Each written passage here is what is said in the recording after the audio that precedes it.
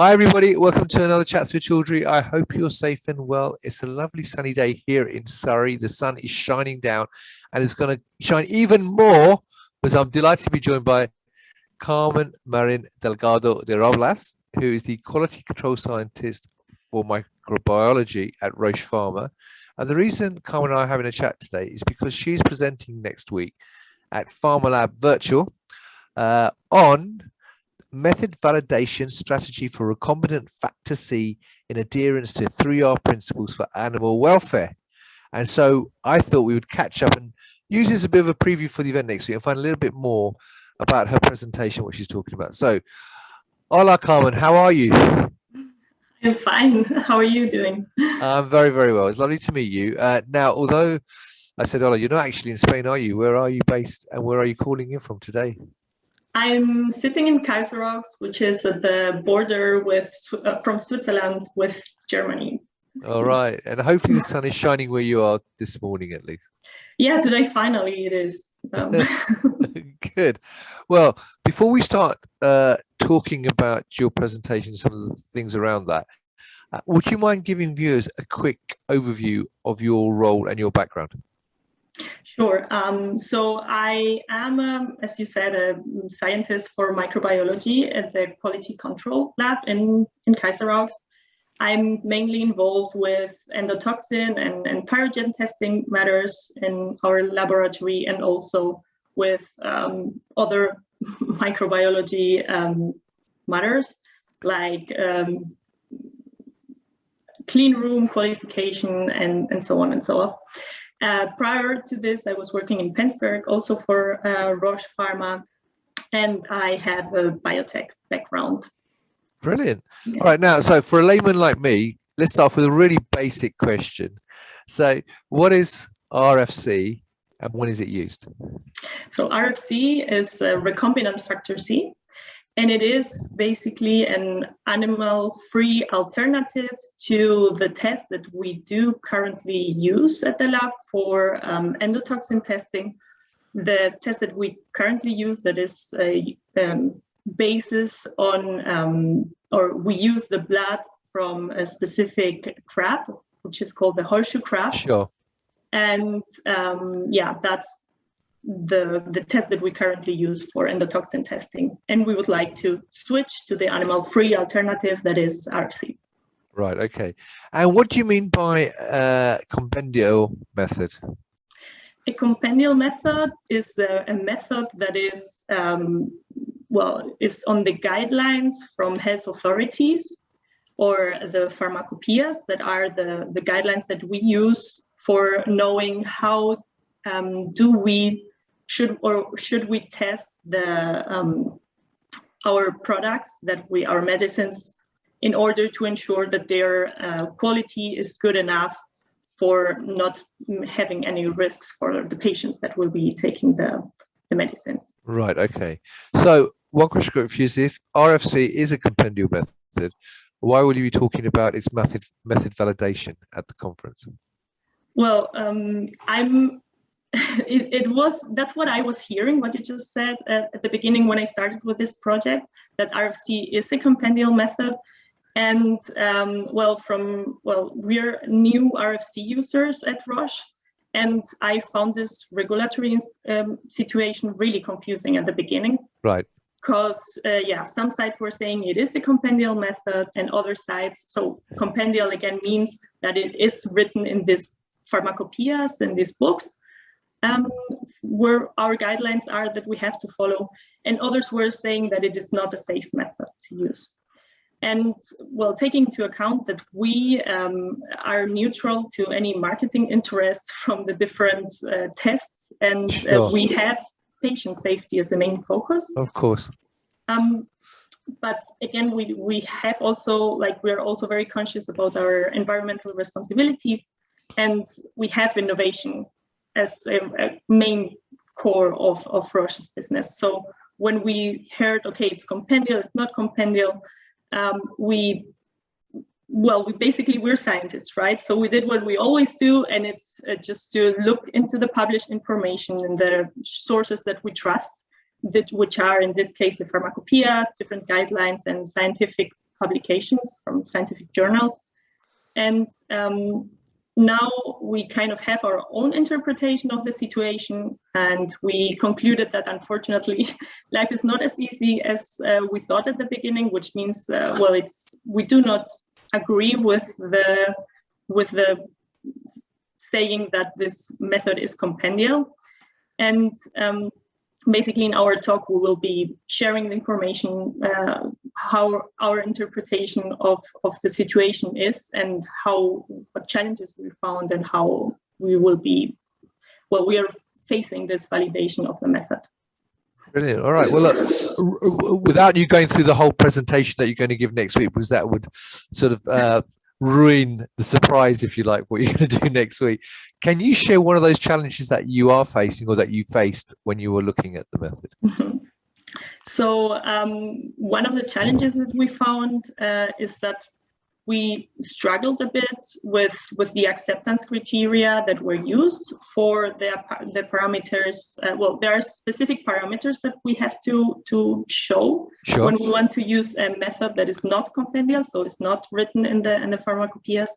And for the 3 parameters, accuracy, precision, and equivalency, we were kind of, not sure if the acceptance criteria that were used in the published data were I don't think there's correct or not correct, but the ones that we would use, basically. And I mean, maybe you don't know, but there is currently a very polarized situation around this matter.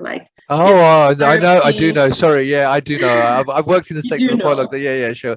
I know there's lots of different papers flying around and having different arguments about what isn't correct. Sure, I understand. So, and because this situation is really, really complicated and really polarized in that sense, we wanted to keep our distance and make our own conclusions, right? Without being influenced by others' opinions that we don't know on what they rely, and there may be, of course, competing commercial interests. Right. So in that sense, our advantage is that we already do have other new QC microbiome methods that we have been considering. So we already kind of have some experience in this sense, and health authority feedback. And what we learned from these other methods is that we have to always keep in mind that the decision of whether to use or not to use a new method should never compromise patient safety. No, that's the main thing. And what we found helps us most to take this kind of decision is having a statistical approach, because this is in line with effective USB and PDA technical report guidelines, which are like the official guidelines that we have to follow for ensuring patient safety. And this is the same that we have done for the other methods. All right. So you mentioned taking a statistical approach, if I get my teeth in properly. But why should that be better than what's already been published, though, for rFC? Because obviously pharma is a very regulated area, and you would expect, therefore, that should have already been written in stone and that had all been done prior to this. So why do you think that's a better approach? Because taking a statistical approach means, in that sense, to use a statistical hypothesis test, or that's what I meant at least. And with a statistical hypothesis test, how they work, or what they all have in common, is that you can limit the risk of taking a particular wrong decision to a predefined limit, to a predefined percentage, right? So then, since we don't want to take a wrong decision, because that would put a risk to patient safety, and a wrong decision would be saying that rFC is equivalent to LAL, even though this is not true. We decided, or what we're proposing, is to use a non-inferiority test to show that rFC is non-inferior to LAL. And in fact, this is something that we didn't find being used in this sense. So that's why we were kind of surprised also when looking into what had been published. And well, because I don't want to tell you now everything. Yeah, of course. That's what we will be doing during the Pharmalab next week. But Vivian, who's the statistician that is involved in the project, will be explaining, so how does the non-inferiority test work, what acceptance criteria we have defined, and from where this acceptance criteria come from. Brilliant. Well, thank you for not revealing everything, because that would ruin your presentation next week. So there you go, viewers. There's a little sneak preview of Carmen's presentation next week, which is at Pharmalab, which is running from Monday next week all the way through to the 26th. And Carmen's presentation, as I said, is on the Friday as part of the endotoxin and pyrogen testing track, which runs, I think, 25th and 26th, that particular track. But your presentation is on the Friday the 26th at 10:30. So if you would like to, but this really is like a trailer for your presentation, and everything is still to be revealed, find out what the conclusions were from Carmen's statistical tests on the method, then you need to tune in and sign up for Pharmalab and check out the presentation next Friday. Carmen, from your perspective, though, as someone who's attending Pharmalab, though, are there any other highlights for you? I mean, as a visitor, say, as well as just a speaker, what do you think is good about attending an event like Pharmalab? Well, I've been at Pharmalab, well, there actually 2 years or 3 years ago, I can't remember how long it is ago. And I have to say, I really learned a lot of things about different technologies that I didn't know, or regulatory status of technologies that we are also interested in, and knowing other perspectives, getting ideas of how to approach these types of problems. So it's a great platform for sharing information, for learning from each other, and yeah, meeting new people, although virtually this is kind of slightly different, let's say. Yeah, it is different. I mean, I have had the pleasure of going to Pharmalab a couple of times live, and I have to say that it is a great event. Concept how to put together a great event as well, both live and virtual. And like you said, it is one of well, it's not one of the few, but it is a great event where you can meet the regulators, the vendors, end users, and experts all in the same place to discuss various things. And I know they work very hard to put the tracks together. So, Carmen, I wish you lots of success with your presentation next week. Hopefully this was a little warm-up for you to give you a bit of practice as well. So good luck with that. There you go, viewers. If you'd like to know more, the link to Pharmalab is above the video, so you can certainly register and find out more, not just about Carmen's presentation, but all the other talks which are running throughout the week next week. It is virtual, but you can sign up there. And if you've got any questions related to what Carmen's spoken about today, then feel free to put them below the comments. I mean, apart from asking her what the results were, but she's not going to tell you because you have to watch the presentation. But if there's any other comments, then please feel free to add them below. And all this time it says, Carmen, thank you very much for joining me today. It's lovely to see you.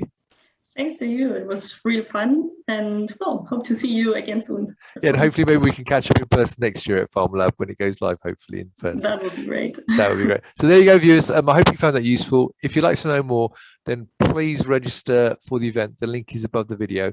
And as always, I hope the sun is shining where you are. And until next time, stay well and stay safe. Bye-bye.